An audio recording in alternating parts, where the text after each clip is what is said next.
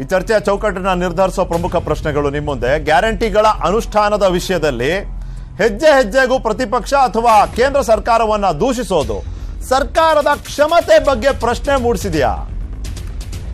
ಅಂದ್ರೆ ಯಾರು ಇಲ್ಲಿ ಯಾರಿಗೂ ಈಸಿ ಮಾಡ್ಕೊಡ್ತೀವಿ ಅಂತ ಯಾರು ಹೇಳಿರ್ಲಿಲ್ಲ. ಕಷ್ಟ ಇರುತ್ತೆ, ಗೊತ್ತಿತ್ತು ಸರ್ಕಾರಕ್ಕೂ. ಆದ್ರೆ ಇವತ್ತು ಸರ್ಕಾರ ಹೆಜ್ಜೆ ಹೆಜ್ಜೆಯಲ್ಲೂ ರಾಜ್ಯ, ಕೇಂದ್ರ ಸರ್ಕಾರ, ಪ್ರತಿಪಕ್ಷ ಅಂತ ಹೇಳಿ ತನ್ನ ಬಗ್ಗೆ ತಾನೇ ಒಂದಷ್ಟು ಪ್ರಶ್ನೆಯನ್ನ ಮೂಡಿಸೋ ಕೆಲಸವನ್ನ ಮಾಡ್ತಾ ಇದೆಯಾ? ವಿಳಂಬ ಆದ್ರೂ ಕೊಡ್ತೇವೆ ಅಂತ ಹೇಳೋದ್ರ ಮೂಲಕ ಸರ್ಕಾರ ತನ್ನ ಉದ್ದೇಶವನ್ನ ಸ್ಪಷ್ಟಪಡಿಸೋದ್ರ ಜೊತೆಗೆ, ಅಂದ್ರೆ ಕೊಟ್ಟೆ ಕೊಡ್ತೀವಿ ಅನ್ನೋ ಉದ್ದೇಶ ಅದನ್ನ ಸ್ಪಷ್ಟಪಡಿಸೋದ್ರ ಜೊತೆಗೆ ಜನರಿಗೆ ಬಹಳ ಒಂದು ಚಾಣಾಕ್ಷತನದಿಂದ ಸಂದೇಶ ಕೊಟ್ಟಿದ್ಯಾ.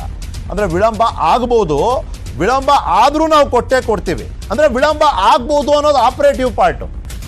ಇನ್ನು ಗ್ಯಾರಂಟಿ ಅಡ್ಡಿಪಡಿಸಲು ಹ್ಯಾಕ್ ಎಂದು ಆರೋಪಿಸಿದವರು ಸಂಬಂಧಪಟ್ಟ ಇಲಾಖೆಗೆ ದೂರು ಕೊಟ್ಟು ತನಿಖೆ ಮಾಡಿಸಬಹುದಲ್ವೇ?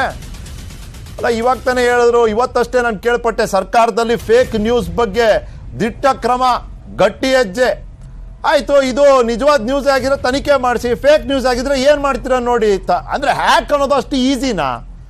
ಪ್ರತ್ಯೇಕ ಸೇವಾ ಸಿಂಧು ಆಪ್ ಮಾಡಿಯೂ ಸೇವೆ ನೀಡಲಾಗದಿರುವುದು ಯಾರ ಹೊಣೆ?